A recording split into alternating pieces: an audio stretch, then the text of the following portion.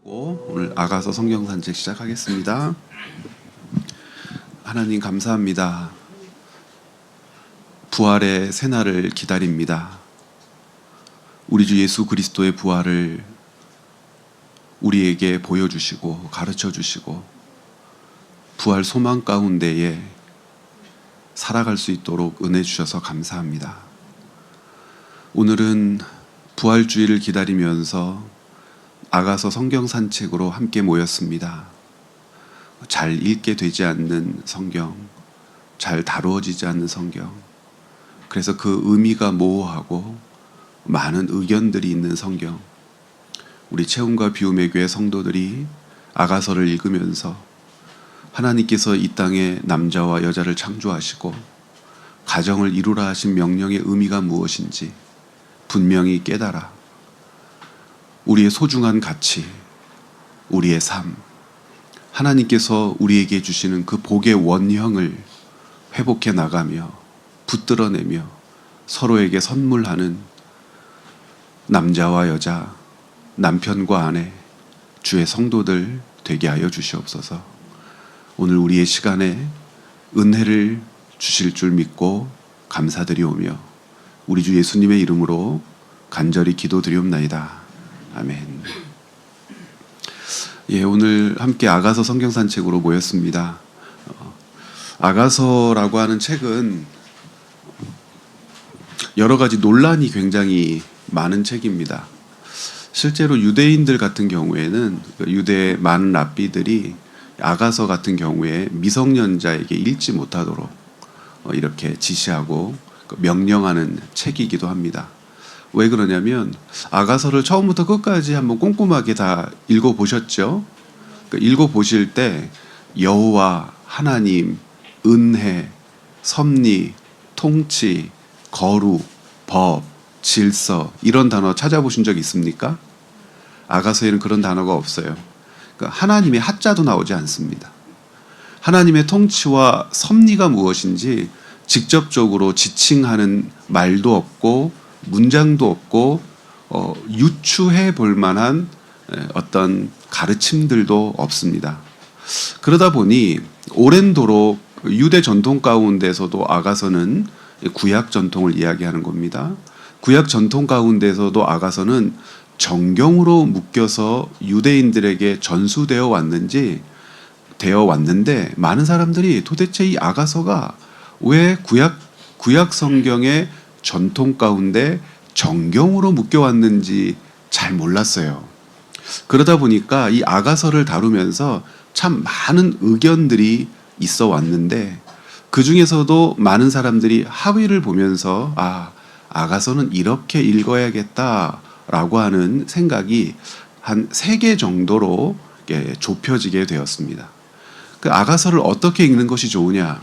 첫 번째는 그 의견이 좁혀지긴 했지만 아가서의 정경성을 거절하자는 운동입니다.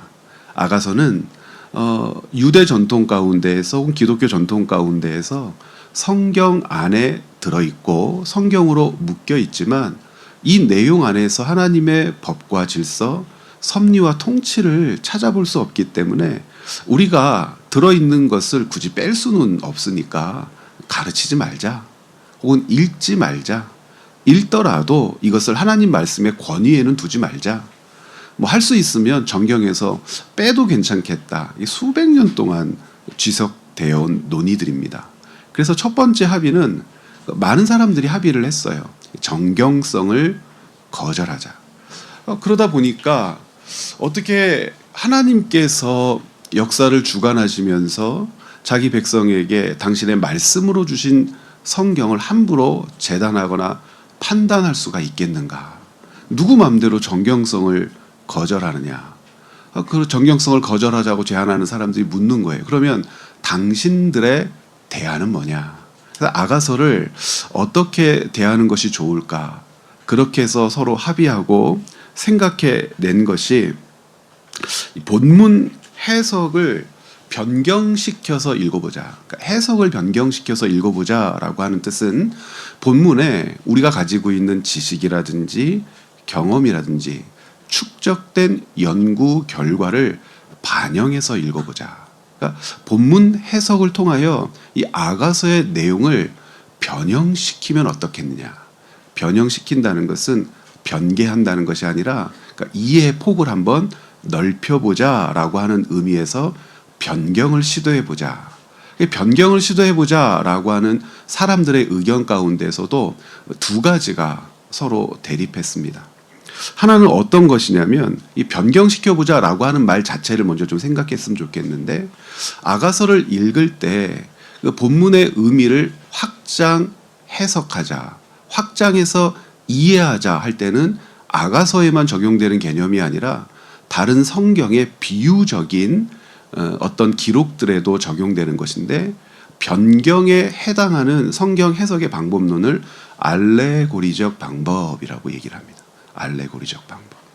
변경 해석의 알레고리적 방법을 아가서에 적용해 보면 어떻겠는가? 그럼 구체적으로 아가서를 변경 해석하는데 알레고리적 방법을 적용한다는 것이 무엇인가? 이 알레고리적 방법을 적용한다는 것이 두 가지 의견으로 나뉜다고 말씀을 드렸습니다. 첫 번째는 어떤 거냐면 이 아가서를 읽을 때 상징성을 강조해 보자. 그래서 이것을 상징적 알레고리라고 합니다. 다 안 써놨습니다. 굳이. 네. 한번 해보시겠습니까? 상징적 알레고리. 예, 상징적 알레고리적 그 시도들은 예수님의 복음서에도 여러 군데 나타나 있습니다. 예수님이 시도하신다는 것이 아니라 예수님의 복음서를 해석할 때 사람들이 시도한다는 겁니다. 그러니까 이해하기 어렵거나 조금 더 이 이해의 진폭을 넓히고 싶거나 조금 더 풍성하게 하나님의 말씀이 성경을 이해하고 싶을 때 알레고리적 방법을 도입하는 거죠. 뭐 예를 든다면 선한 사마리아인의 비유 같은 것이 대표적으로 많은 사람들이 알레고리적 해석을 시도하는 본문들입니다. 여기서 사마리아인은 누구냐? 그러니까 사마리아인을 구했던 사람은 누구냐? 사마리아인을 배척하고 외면했던 제사장이라든지 종교인들은 누구냐라고 할 때 그 본문 가운데 분명히 사마리아인, 그리고 강도 만난 자, 그리고 레위인, 제사장, 뭐 이렇게 분명하게 명시적으로 나타나 있음에도 불구하고 강도 만난 자는 누구에 해당하고, 사마리아인은 누구에 해당하고, 제사장은 누구에 해당하고, 이렇게 의미를 더 부여하는 거죠. 이런 방식을 알레고리적 의미라고 하고, 이것을 상징적 알레고리라고 한다. 그러면 아가서에서 시도된 해석적 방법 중에 상징적 알레고리는 어떻게 적용하는가? 아가서에는 두 남녀가 등장하죠. 주인공입니다. 나중에는 결혼해서 부부가 되기도 하는데, 술람미라는 이름을 가진 여인이고, 그리고 술람미 여인의 사랑의 대상이었던 본문의 저자라고도 알려진 솔로몬입니다. 그러면 이 술람미는 누구고 솔로몬은 누구냐? 상징적 알레고리에서 이 상징성을 취한다면 솔로몬은 하나님에 해당하고 술람미는 이스라엘에 해당한다. 그러므로 하나님과 이스라엘의 관계, 하나님이 이스라엘을 얼마나 사랑하시는지를 보여주시기 위하여 아가서를 썼다고 읽으면 이 어려움, 이 남녀 상렬지사처럼 보이는 이 난해하고 부끄러운 내용들, 여기에서 표현될 기술들이 그래도 상쇄되지 않겠느냐.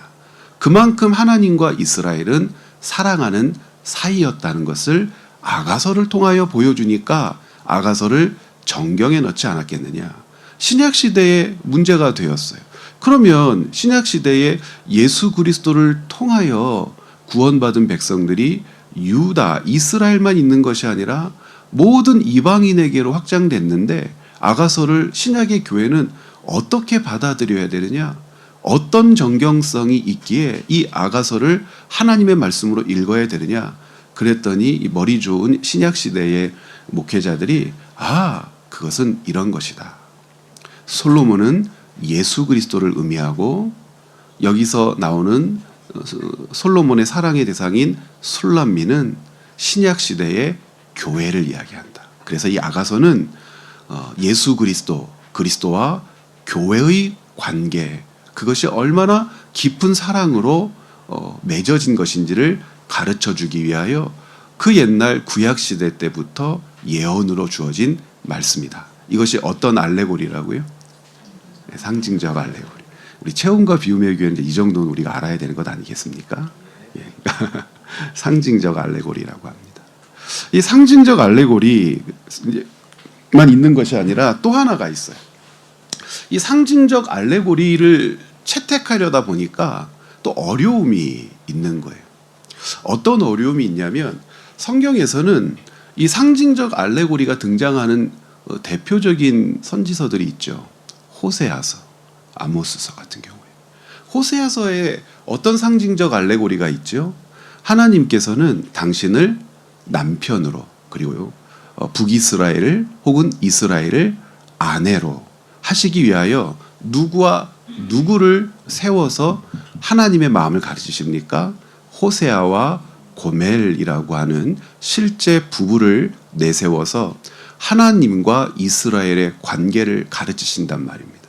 그런데 이 호세아서에서 하나님의 말씀을 드러내기 위한 상징적 알레고리 체계는 너무나 명확하게 그 대상들이 드러나 있고 그 대상들을 하나님께서 명시적으로 가르쳐 주심으로 고멜은 남편이신 하나님. 호세아는 제가 지금 이번 주 정신이 없어요. 호세아는 남편이신 하나님. 고멜은 하나님을 배반하고 떠난 북이스라엘 하고 가르쳐 주신단 말입니다. 그런데 아가서에는 그런 장치가 전혀 없는 거예요.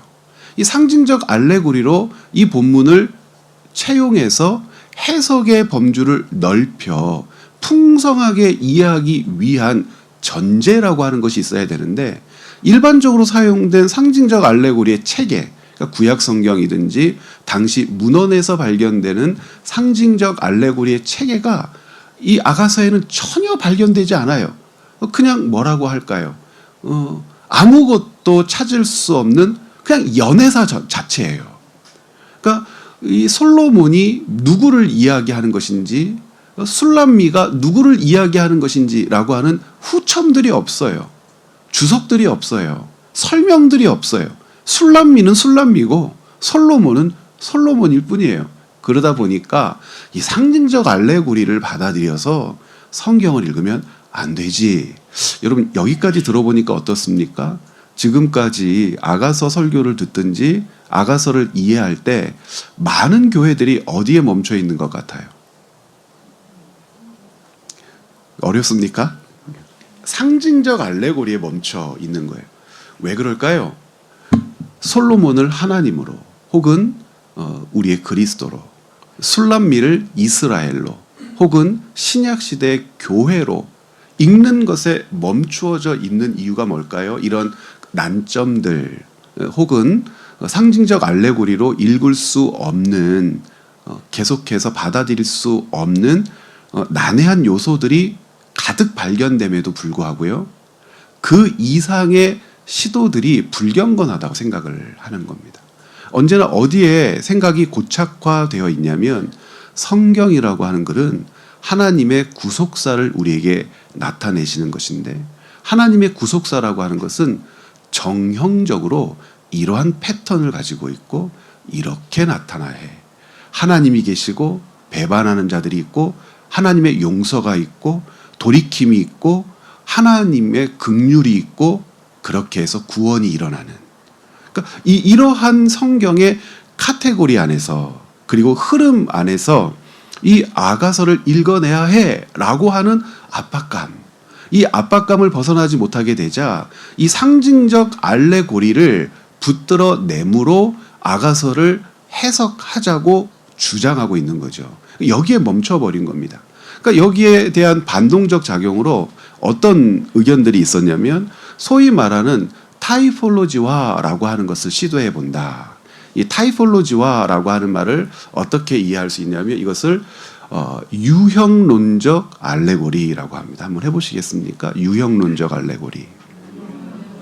이 유형론적 알레고리 혹은 타이폴로지라고 하는 것. 이 타이폴로지는 이렇게도 해석학에서는 번역이 돼요.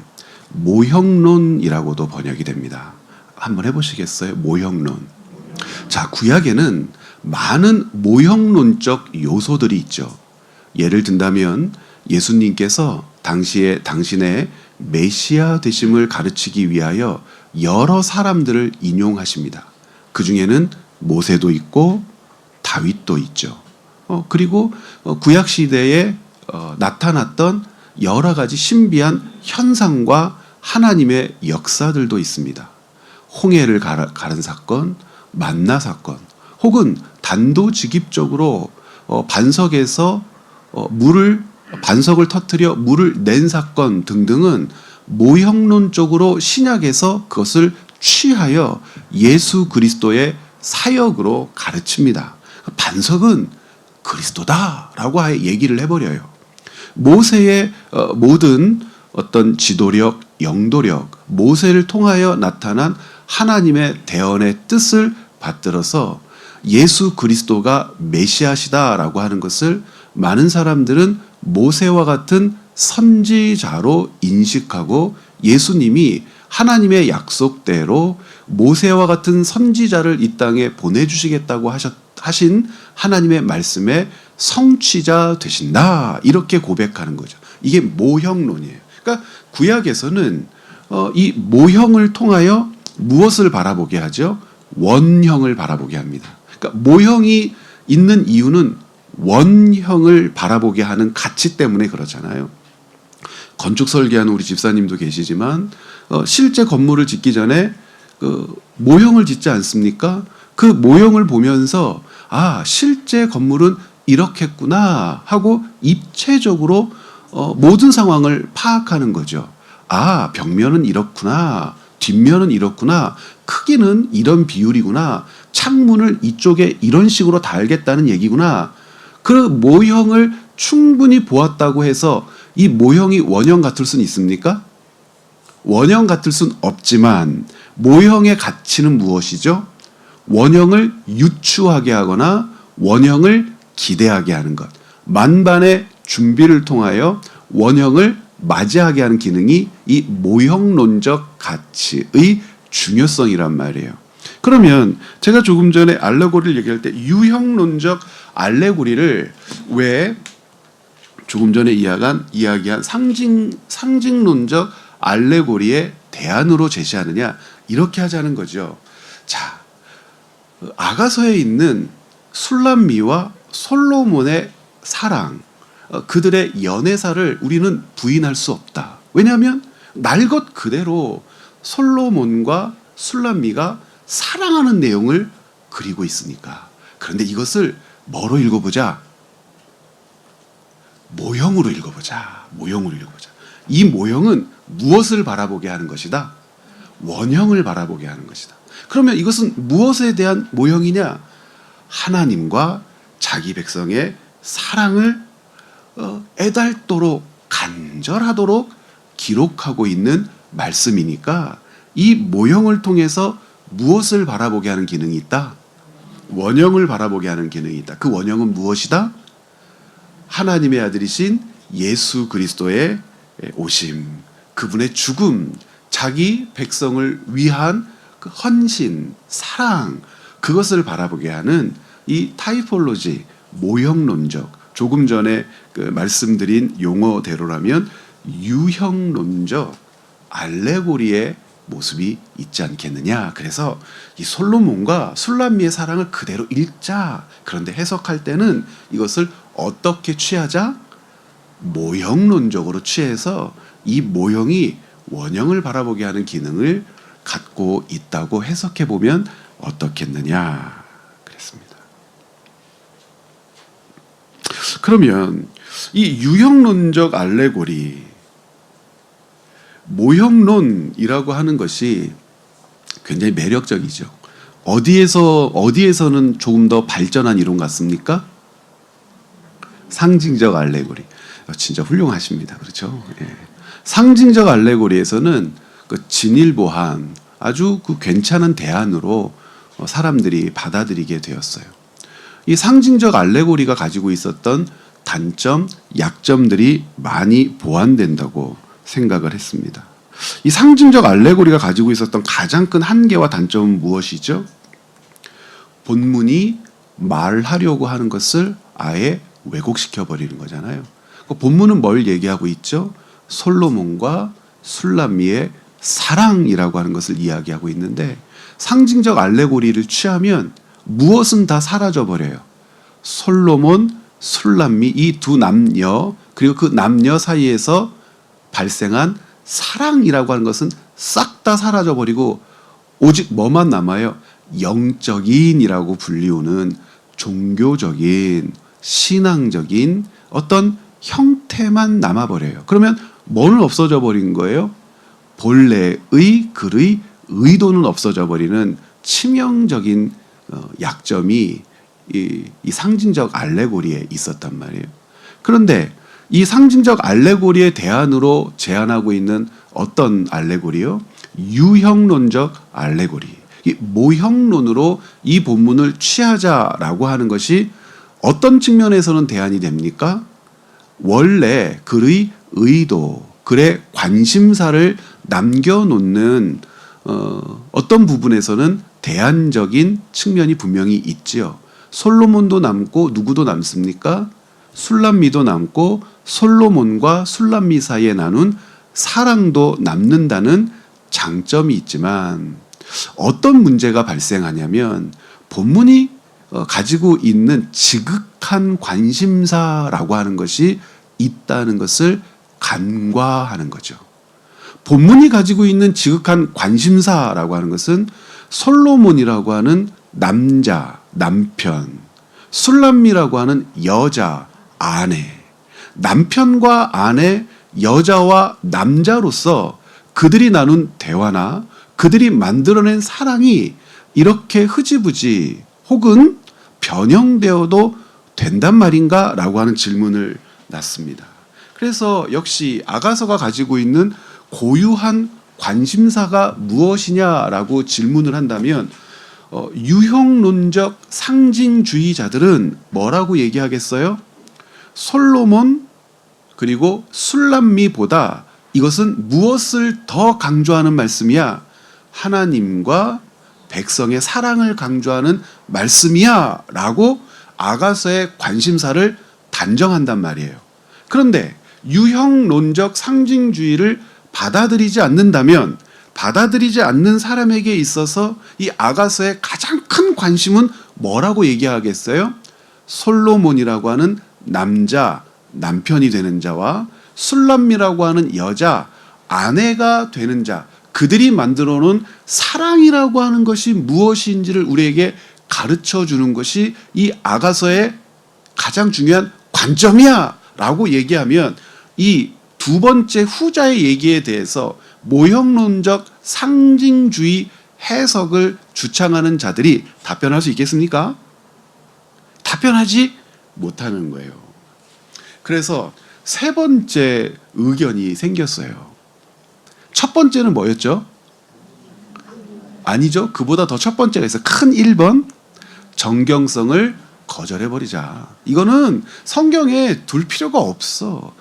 하나님의 말씀이 구속사, 구원사, 하나님의 섭리와 통치를 드러내는 것이 하나님의 말씀이지, 이 아가서 같은 게 무슨 하나님의 말씀이야. 정경성을 거절하자가 대안으로 첫 번째로 제시됐어요.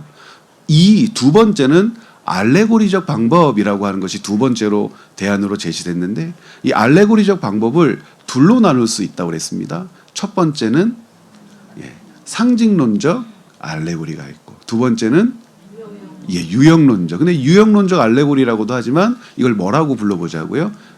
영어로 한번 하는 게 더 편해요. 타이폴로지화 하자. 모형론적으로 이해하자.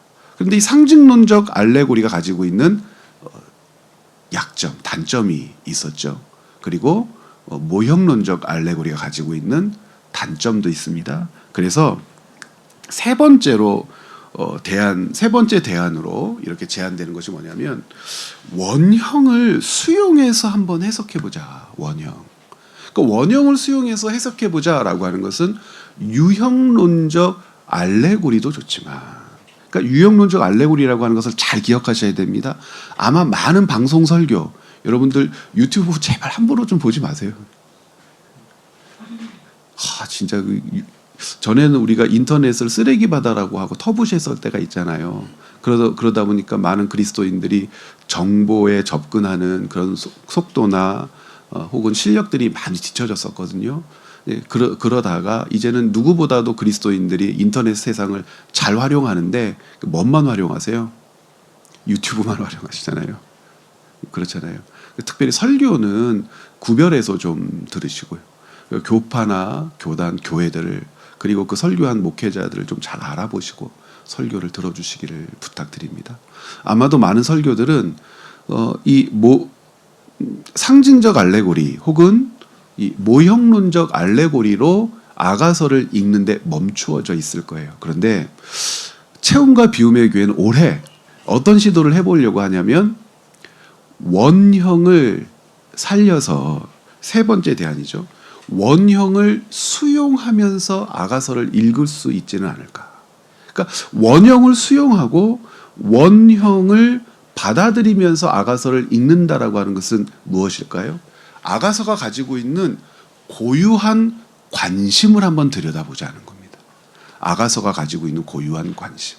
아가서가 솔로몬의 저작이라고 여겨진다면 언제쯤 글이라고 할 수 있을까요? 솔로몬이 BC 9세기경 사람이니까 넉넉하게 잡아서 지금으로부터 2900년, 3000년 전 사람입니다. 그러니까 3000년 전 글입니다. 3000년 전 글에 남자와 여자의 문제를 다루고 있다는 것.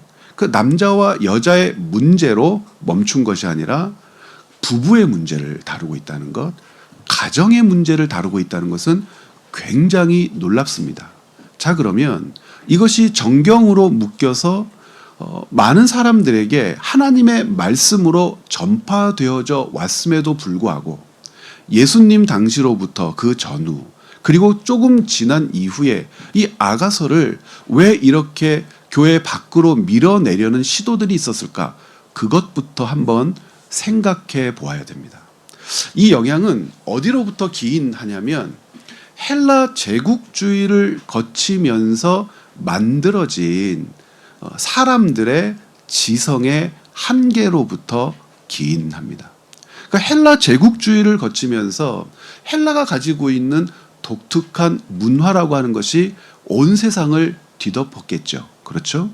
헬라가 가지고 있었던 독특한 문화, 그것이 많은 사람들에게 1000년 이상을 영향력을 끼치면서 헬라의 문화라고 하는 것이 사람들에게 특별하고 제한적인 것이었겠습니까? 일반적이고 보편적인 것으로 바뀌어 있었겠습니까? 대답 안 하셔도 됩니다. 곤란한 거. 후자겠죠. 여러분, 어떤 문화의 지배를 받는 기간이 50년 이상이 지속되게 되면 그것은 독특한 문화가 아니고 보편적인 문화가 돼버려요. 식문화도 그렇고 의복 문화도 그렇고 주거 문화도 그렇습니다. 처음 그것이 전래되고 그것이 전해졌을 때는 굉장히 낯설고 맛도 이상하고 저런 걸 뭔 맛으로 먹나? 라고 얘기하죠. 지금 여기 계신 분들 중에 스파게티 이상하게 생각하시는 분들 계십니까? 서양 빈대떡이라고 피자를 부르시는 분들 계세요?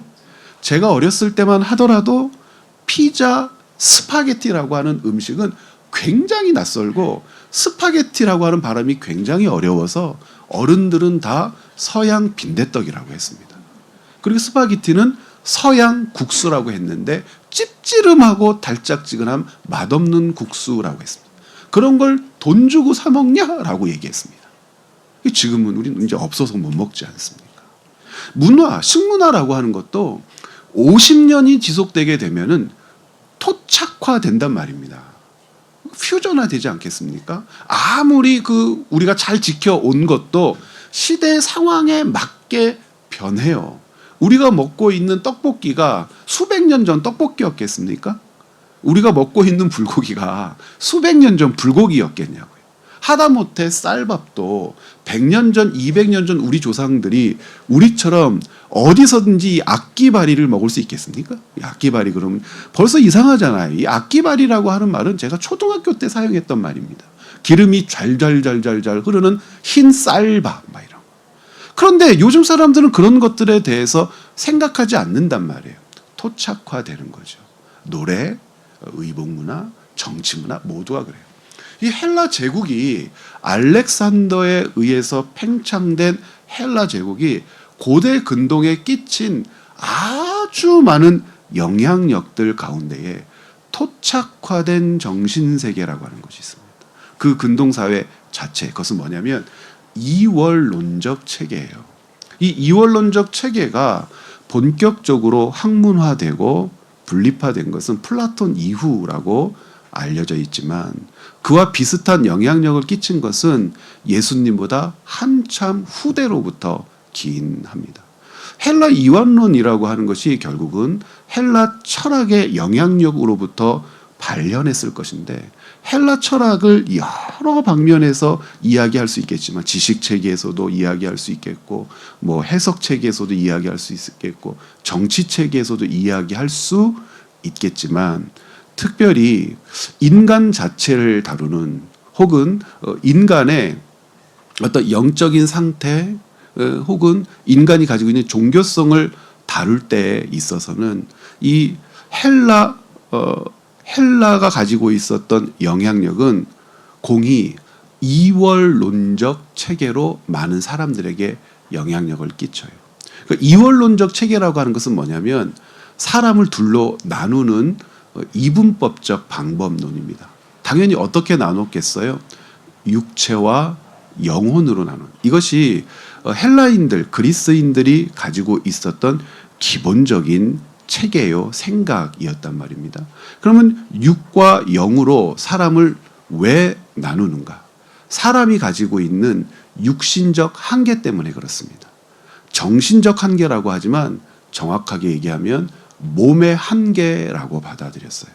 이 정신적 한계를 몸의 한계로 받아들인 이유는 뭐냐면 정신이라고 하는 것은 언제나 고상하고 정신이라고 하는 것은 언제나 형이상학적인 것들을 논의하고 그리고 무형의 자산으로 있으면서 유형의 자산에 아름답고 선한 영향력을 끼치기를 원하지만 이 정신이라고 하는 것이 어디에 갇혀 있다 보니 육체에 갇혀 있다 보니 정신이 지향하는 바를 육체가 막아서서 이 육체의 제한으로 말미암아 정신으로 발현될 수 있는 형이상학적인 것들, 고급진 것들이 다 방해받고 막힌 것이다. 그러므로 사람이 추구해야 될 삶의 방향성이라고 하는 것은 육체를 천시하는 거다. 이 악하고 더러운 육체를 되도록이면 훈련시키고 연단시켜서 무엇을 방해하지 못하도록 만든다. 영혼을 방해하지 못하도록 만든다. 이와 같은 생각이 오랜도록 지속되다가 이와 같은 생각을 학문적인 체계로 그노시즘이라고 불러요. 영지주의라고도 이야기하는 것이죠. 이 영지주의라고 이야기하는 것, 이것이 예수님 당시에는 학문화되거나 체계화되지 않았어요. 그러나 많은 사람들이 영향력을 받은 상태에서 주 1세기, 2세기가 지나오면서 이것이 학문화되고 체계화되었을 때에 교회는 이 영지주의와 싸우기 시작합니다. 왜 이 영지주의와 싸울 수밖에 없냐면 이 영지주의가 보편화된 생각으로 고대 근동 사람들에게 자리 잡게 되자 예수 그리스도에 대한 우리의 신앙, 예수 사건을 받아들이는 교회가 심각한 오류에 빠지기도 하고 이단에 휩쓸리기도 하고 교회가 교회다운 면모를 잃어버리기도 했어요. 왜 그랬을까요? 예수 그리스도의 부활 사건 때문에 그렇습니다. 영지주의 체계에서 헬라 이원론적 입장에서 몸과 영혼을 바라본다면 몸이라고 하는 것은 영혼을 가두고 있는 감옥이기 때문에 구원을 이룬다, 이 에온의 상태에 이르렀다라고 이야기하는데, 구원에 이른다라고 하는 것을 헬라 이원론적 차원에서 이해한다면 무엇을 벗어날 때부터라고 얘기했을까요? 육체를 벗어나는 순간이 인간이 구원을 이루는 그 정점, 극치에 다다르는 순간이라고 이 사람들은 이해했거든요. 그런데 예수 그리스도의 부활을 보자고요. 예수 그리스도의 부활을 믿는다는 것은 무엇을 믿는다는 거죠? 부활이라고 하는 상징성을 믿는 겁니까? 우리가 오늘 이야기하고 공부한 대로 어떤 부활의 상징적 알레고리 혹은 유형론적 알레고리를 믿는 겁니까? 알레고리가 아니라 그것은 무엇이죠? 실제며 사실이죠. 예수님의 부활을 믿는다는 것은 어떤 부활을 믿는 거예요? 몸의 부활을 믿는 겁니다. 예수님이 죽으셨을 때 몸과 영혼이 잠시 떨어져 있었을 때가 있었지 않습니까? 그러면 헬라 이원론적 차원에서 본다면 이것은 예수께서 뭐 받으신 겁니까? 구원 받으신 거예요. 육체, 그 더럽고 이 형이상학적인 자태를 추구하려고 하는 영혼을 막아서고 있는 육체를 벗어난 거니까 이것 자체가 구원이고 이것 자체가 부활이어야 되는데 사흘 만에 예수님이 버려버리셨던 몸을 어떻게 하셨어요?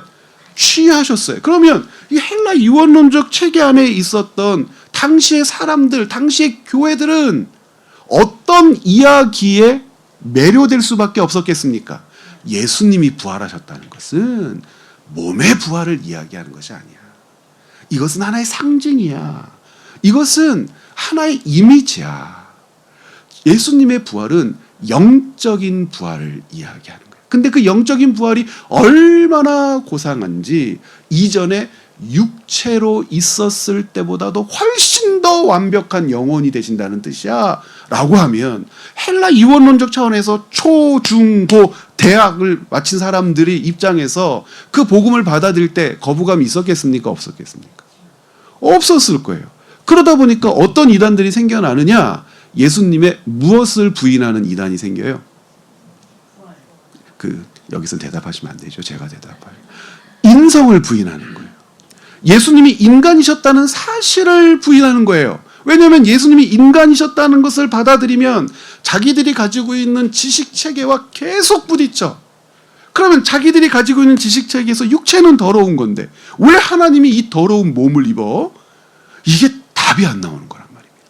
그런데 놀랍게도 이와 같은 생각들의 뿌리에는 헬레니즘이라고 하는 문화가 뒤덮고 있었단 말이에요. 그런데 원래 우리가 헤브라이즘이라고도 부르는 헬레니즘의 반대를 종교사에서는 헤브라이즘이라고 불러요. 근데 이것이 정당한 분류는 아닙니다. 그리스도인에게 하나님의 백성에게 있어서는 이렇게 대결적인 차원에서 설명하는 것이 온당하겠지만 헬레니즘의 반대적인 논의를 헤브라이즘이라고 이렇게 동등되게 일반 학문에선 취급하지는 않습니다. 그러나 우리는 분명하게 이야기할 수 있죠.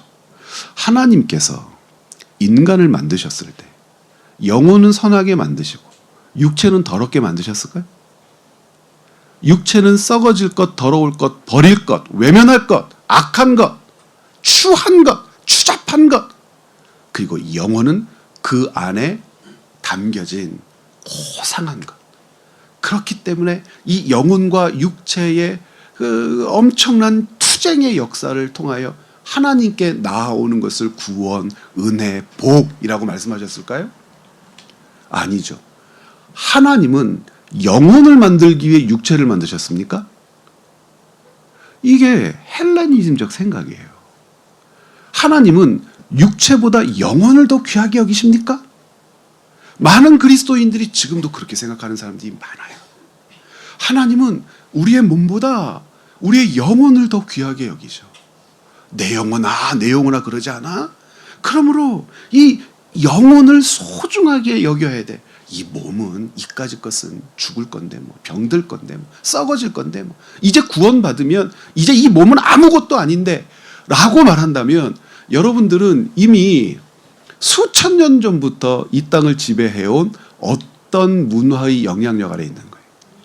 헬레니즘의 영향력 아래 있는 거예요. 그런데 곰곰이 생각해 보십시오. 하나님께서 육체를 만드시고 영혼을 그 육체에 생기로 불어넣어 주셔서 살아있는 사람이 되게 하셨는데 그 사람을 영혼과 육체로 분리할 수 있는 겁니까?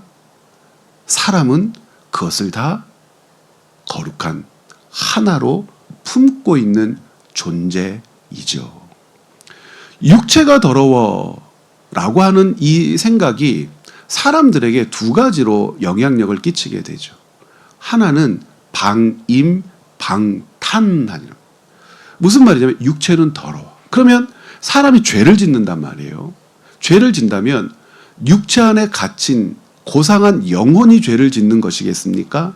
아니면 육체를 가둬놓고 괴롭히는 더러운 몸이 죄를 짓는 것이겠습니까?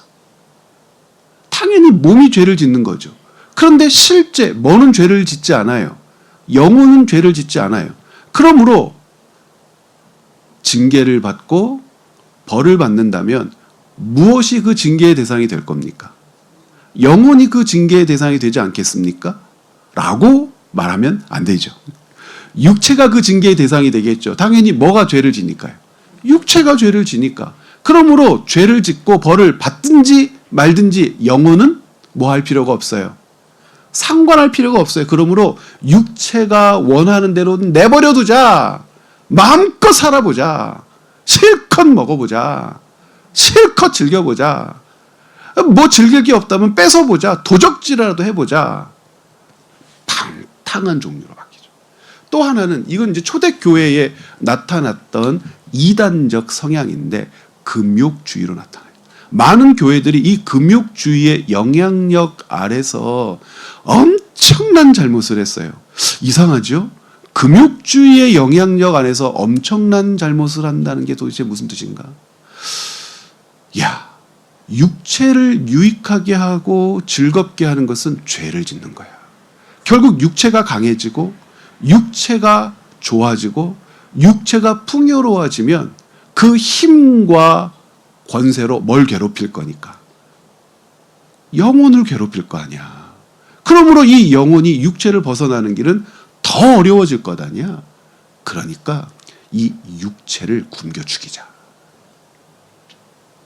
하루에 3끼는 먹어. 요즘에 3끼야. 한 끼만 먹어. 한 끼도 넉넉하게 먹으면 안 돼. 죽 같은 거 먹어. 좋은 거 먹으면 안 돼. 거칠거칠한 거, 영양가 없는 거 먹어. 빼빼 말려서 죽여버리자. 이거 육체.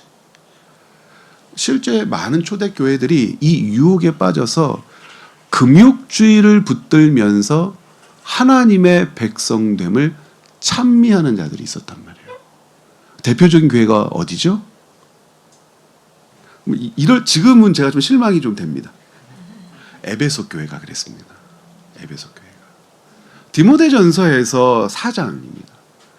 바울이 디모데에게 에베소 교회 목회, 에베소 교회 삶을 가르칠 때에 이 금욕주의에 대하여 가슴을 찢으면서 권면하고 디모데가 바른 가르침 펼쳐주기를 간절히 호소했죠. 금욕주의의 내용으로 구체적으로 나타난 게 뭐죠? 음식은 아무거나 먹으면 안 돼. 몸을 즐겁게 하는 유형의 행위들은 하면 안 돼. 그 대표적으로 결혼 금지. 자, 다시 한번 말씀드립니다. 하나님께서 사람을 이렇게 만드셨을까요? 놀랍게도 예수님께서 이 땅에 오시기 900년 전, 넉넉 잡고 1000년 전에 하나님의 백성들, 이스라엘 백성들은 그렇게 생각하지 않았어요. 아가서라고 하는 성경책이 이 땅에 주어진 이유가 무엇인지 시간이 지나면 지날수록 더 분명하게 드러나게 되는데 아가서가 가지고 있는 원형을 살펴보자는 거예요. 남자와 여자가 등장하고 남자를 남편으로 여자를 아내로 칭하고 그들이 만나 사랑을 나누고 결혼을 하고 혹은 갈등을 하고 다시 화해하는 이 모습을 통하여 하나님께서는 이 땅에 남자와 여자를 처음 창조하셨을 때 하나님의 마음을 가르치고 싶으셨던 것이 아닌가.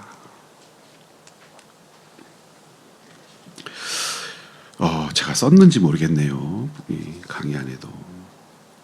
그러면서 하나님이 사람을 창조하시면서 주셨던 사람에게 부여된 직무 중에 가장 고상하고 중요한 직무가 뭐죠? 생육하고 번성하고 땅에 충만하고 땅을 정복하고 땅을 다스리는 것입니다. 무엇으로부터 시작되죠? 생육하고 번성하는 것으로부터 시작됩니다. 지금 무엇을 중요한 가치로 세우시는 장면입니까? 가정이요. 하나님께서 이 땅에 첫 번째로 세우신 기관이 뭡니까? 라고 얘기하면 그래서 우리는 가정이라고 부르고 이 가정을 남자와 여자를 통하여 만들어내시고 이 남자와 여자를 통하여 이루어내신 하나님의 거룩한 기관인 가정이라고 하는 것을 만들어내는 중요한 언약의 예식을 우리는 혼인, 결혼이라고 부르지 않습니까? 이 결혼이 가지고 있는 의미가 무엇인지를 잃어버린 세상에 가정이 가지고 있는 이 거룩한 의미와 하나님의 뜻을 저버린 이 세상에 혹은 저버리지 않게 하기 위하여 이 땅이 회복해야 될 마지막 가치, 돌아가야 할 회복의 정점이 무엇인지를 가르치기 위하여 하나님께서는 우리에게 성경을 한 권 주셨는데 거기에는 여호와, 하나님, 섭리, 통치, 죄 이런 단어 하나가 들어있지 않아도 처음 하나님께서 왜 남자와 여자를 만드셨는지 이 남자와 여자를 통하여 이루신 하나님 나라의 기관인 가정이 무엇인지 이 가정이 왜 복의 근원인지 이 가정을 통하여 복의 정점을 왜 이 땅에서 누리고 맛보게 하시는지 복의 정점으로서 가정이 누려지지 않는다는 것은 우리가 어떤 심각한 지경에 처했는지 왜 우리는 복의 정점인 가정을 소중하게 여겨야 하는지 이것을 가르치기 위하여 실용적 가르침으로써 우리에게 무엇을 남겨주신 것이 아닌가? 아가서를 남겨주신 것이 아닌가? 그래서 이 아가서를 읽을 때 유형론적 알레고리적 방법 유용할 수 있습니다. 혹은 상징적 알레고리적 해석 이것은 유익하진 않지만 그렇게 생각해 볼 수는 있습니다. 그런데 이 아가서를 읽으면서 이 세 번째로 찾아볼 수 있는 원형을 수용해서 아가서를 해석하려는 태도. 그러면 원형을 수용해서 아가서를 해석하려는 태도는 무엇인가? 결혼제도 자체에 대하여 관심을 갖는 겁니다. 결혼제도 자체. 남자와 여자가 한 몸을 이룬다는 그 의미 자체를 바라보는 태도. 이것은 멀리 해서도 안 되고 왜곡시켜서도 안 되고 혹은 이 개념 자체를 어떻게 해서도 안 됩니까? 약화시켜서도 안 되죠. 우리가 몸이 행하는 몸을 통하여 확인하고 몸을 통하여 맛볼 수 있는 것들을 마치 나쁜 것 혹은 상대적으로 영적인 어떤 것에 비하면 상대적으로 안 좋은 것 이렇게 이야기하는 것 자체가 우리가 무엇을 왜곡하거나 이해하지 못했기 때문입니까?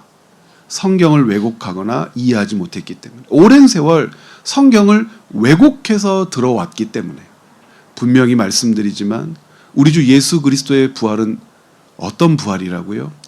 몸의 부활이며 그 몸의 부활을 가르쳐 부활의 첫 열매라 말씀하시고 여러분들이 지금 가지고 계신 이 몸들은 여러분들이 취하게 될 부활의 몸입니다.